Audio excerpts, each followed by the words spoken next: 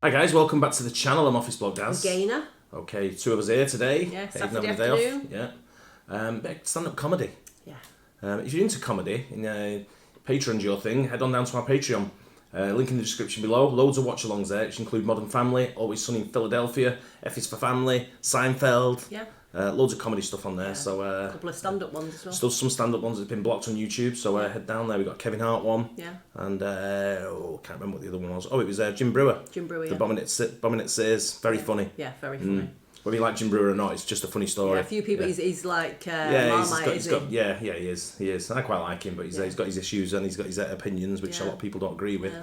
But I'm going to go with one here I've never heard of before. No, me neither. It's a subject we always touch on. We're both flat earthers. Yeah. We know a few. Got a few in the family. Yeah.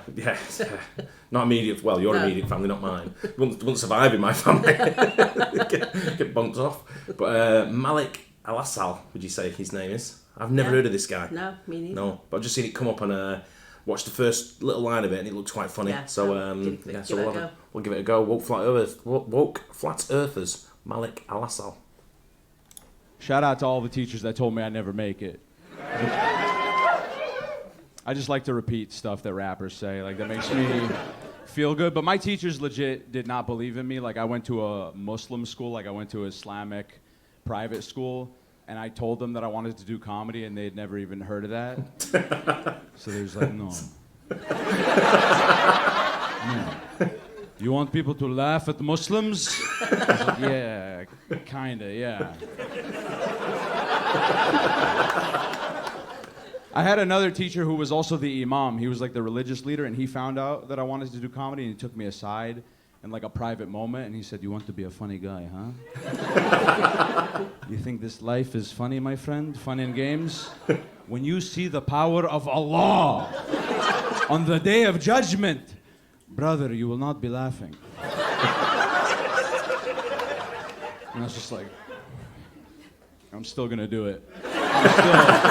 It made me want to do it even more so that I could be like all the rappers that I looked up to, you know? Like I did have teachers that did believe in me, but that's not good for my narrative. So I like to just focus. I was listening to a Meek Mill song one time, and in the middle of the song, Meek Mill goes, "To the teachers that said I wouldn't make it here, I spend a day with you make a year." And I heard that, and I was like, I'm gonna flex just like that as soon as I get on. And then I became a comedian, and it's good. A little hard to flex, though, to be honest with you. Like, what could I even say to the teachers that said I wouldn't make it here? I'll make a year what you make a year. Like, that doesn't sound as good. You didn't believe in me, and now we're roommates, dumbass. Good job. Yeah.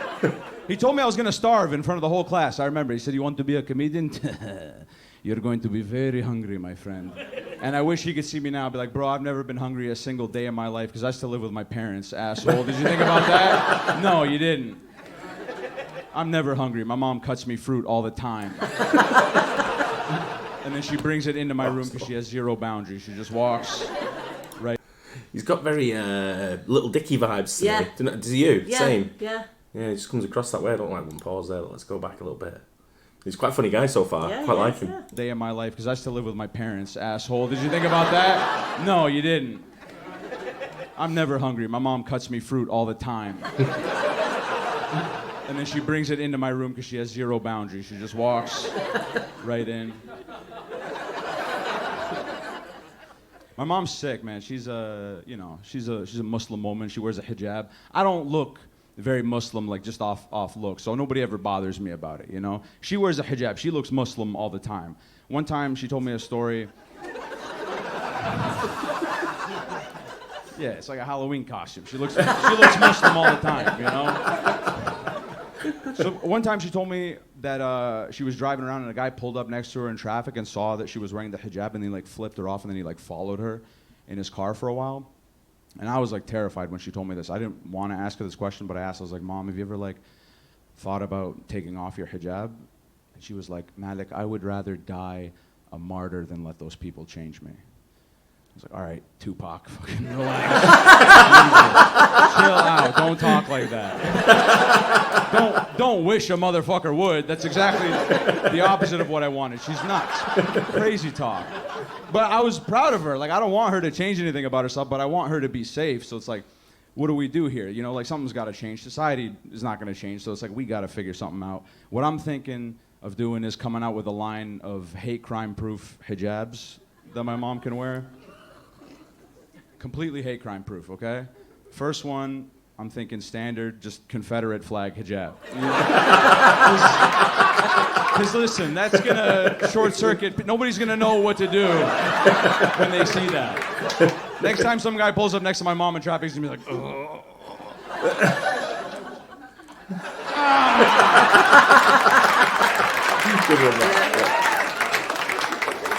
She got us. She wore the piece of cloth that we like.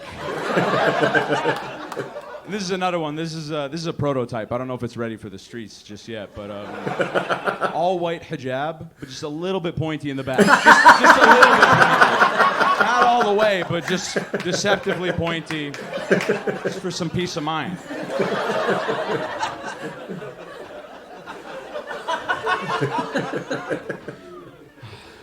Someone just got it there. I am looking for peace of mind, man. I've been going to a therapist for 4 years. I think it's a scam.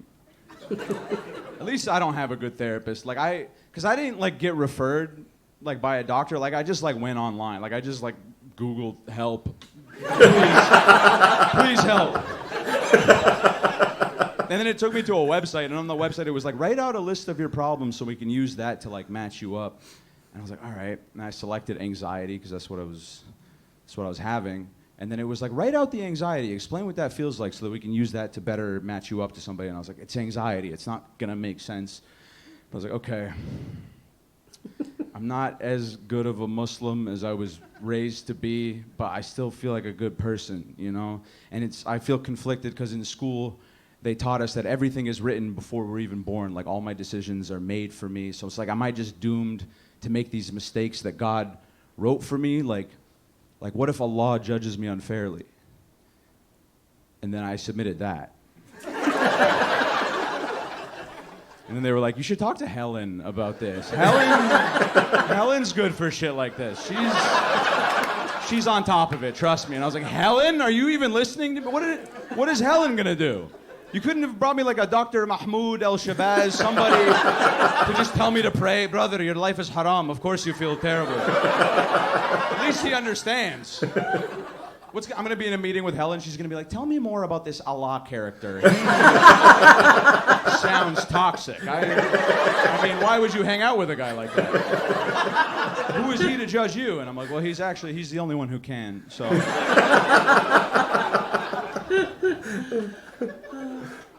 And that's my therapist, Helen. I've been with Helen for about 4 years. And we get into arguments. Like, I'll fight with Helen because, like, she just tries too much, like, too new age of ideas. It's not practical. This is when I knew, like, I have to find someone else, is when she asked me what my astrological sign was in the middle of a set. Like, my therapist was like, what's your star sign? I was like, Helen, come on. We can't both be mentally ill, you know? It's gotta be... We're just two crazy people yelling at each other now. We don't need to be in an office. She's like, you're an Aries. And I was like, you're good, Helen. You're good. You can stay. Yeah, I'm working on, you know... Because I get angry a lot, so I'm trying to figure out, like, what's good, what's the right thing to get angry about. Because I'll, like, you know, there's stuff that's, like, not worth it to get angry about. Like, it's just...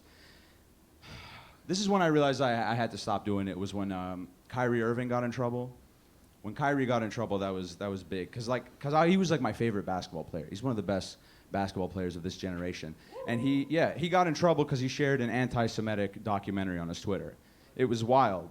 Like, he, you know, like, in the documentary, like, denied the Holocaust. It was, like, nuts.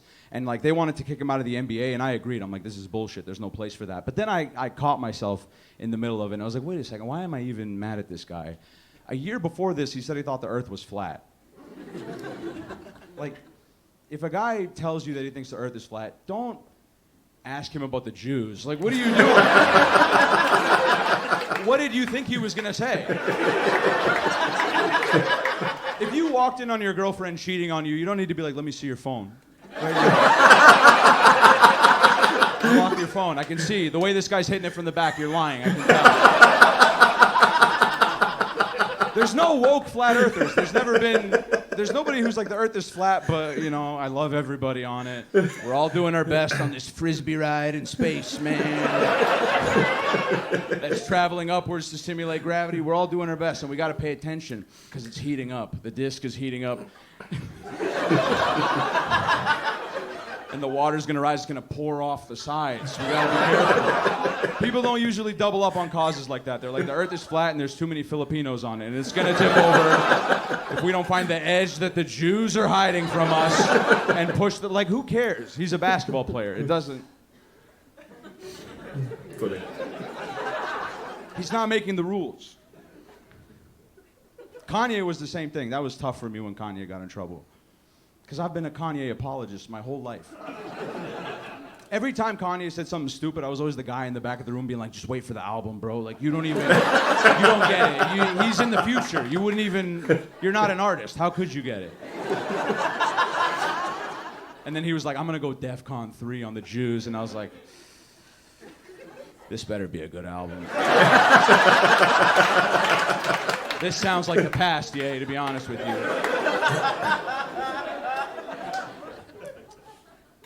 My family's from Lebanon. You know, I'm from Canada. Like, I'm raised in Canada. But my mom raised over in Lebanon. She tells me wild stories about what that was like for her.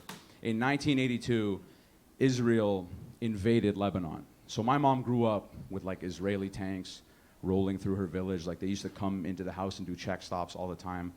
It's a crazy way to grow up. One day, the Israeli military fired a missile at my grandma's house, and it broke through the wall and just landed inside and just spun out. And they just all had to, like, just didn't explode. The missile just did not go off. And they all just had to, like, back away from the missile and just, like, pray that nothing happened. And then the Israeli military just came and, like, scooped it up. They're like, sorry about that. And then they just took it and left.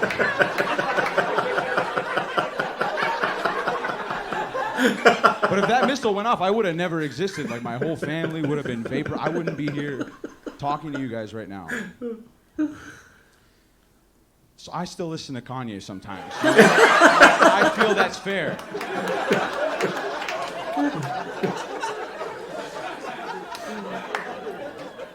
Bro, when I woke up today and saw the news, I was like, my taping.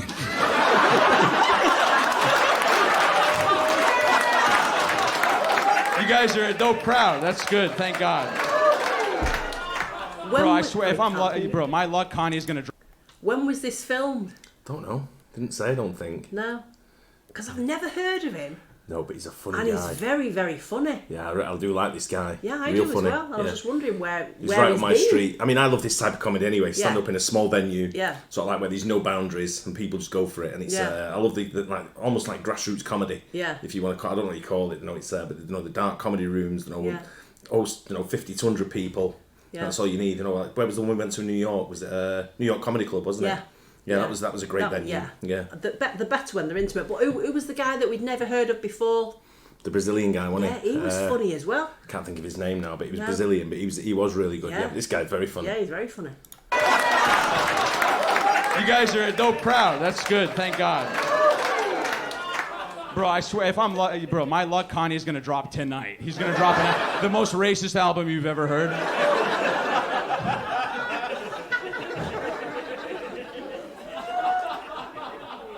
So this is the first year of me doing stand-up where I've gotten to, like, travel a lot, and it's been very fun. It's a lot of travel. I'm not complaining, but it's it's a lot. So I'm trying to, like, figure out how to streamline that experience, because something would always go wrong. I would lose my boarding pass or something, and then I would be in the line fumbling with my email, holding it up. So I started doing this thing where I'd make my phone background my boarding pass, just so it'd be easy to scan in real quick.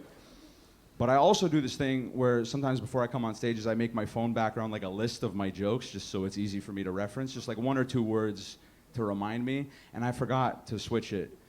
And I just went to get on the plane. I just showed, like, a nice lady that works at the airport a list that said Islamic school, prove them all wrong. Bulletproof hijab. My therapist is the crazy one. And Israel payback. And I was just sitting there like, oh, no. I think that stuff's funny. Thank you guys very much. That at the end was a great joke. Yeah. I've not heard that before. No. Anyone do anything like that No. before? That was funny. That is Yeah, I really really funny. enjoyed that. He was very, very funny. He was. Malik I've never Elassal. heard of him. Yeah, I've never heard of him before. Have to let us know in the comments. A bit more about him. How long has he been around? Yeah. Has he gone any bigger than from what, like I say? Yeah. But First again, time we've heard of him. the American comedy scene for us, we don't really get involved in No, it we now. don't, It's, no. I think you've got to live in certain places to Yeah. get involved in a specific Yeah. stand-up comedy scene. Yeah. I remember these comedians. I'm pretty sure. Do you remember when we went to? There was a comedy house in New Brunswick, Yeah. New Jersey, that Yeah. we went to, and we went with friends of ours, and the comedian was quite racist towards white people. Yeah. And I was laughing. I was crying. I was Yeah. laughing that hard. He was just very, very funny. I think it was Patrice O'Neill. Really? I thought long and hard about it, and I thought, now I think back, I'm sure that was Patrice O'Neill. What 25 years ago? Yeah, probably. Yeah, but he was very, very funny. I remember. yeah. Yeah. And it was he just And we were he had right me, at the front as He had well. me creased there. I mean, he was just ripping the white people, and he was talking about white things, and how we did There things. wasn't, if you remember as well, there wasn't that many white people there. I think it was only a handful, Yeah. but he was just very, very funny. Yeah. And it was just, I just love getting ripped. Yeah, you love to sit on I the love to sit front at the front row, yeah. And I give him material, Yeah. and don't answer back, just let him take the piss out of you. Yeah. You're not a part of the show, but give him material to go at, Yeah. But I'm pretty sure that was Patrice. Well. Yeah, now I think back. I'll have to ask But, Karen. Yeah. She may remember, yeah. Yeah. But I liked him. Yeah, he was very funny. I'll have to see after I check him out a little bit more and Yeah. see what more I can find on him. Yeah. Malik Elassal. Hope you guys enjoyed it. I know we did. We did. Thanks for the support. Don't forget to like and subscribe as well, and we'll see you on the next one. Bye. Cheers.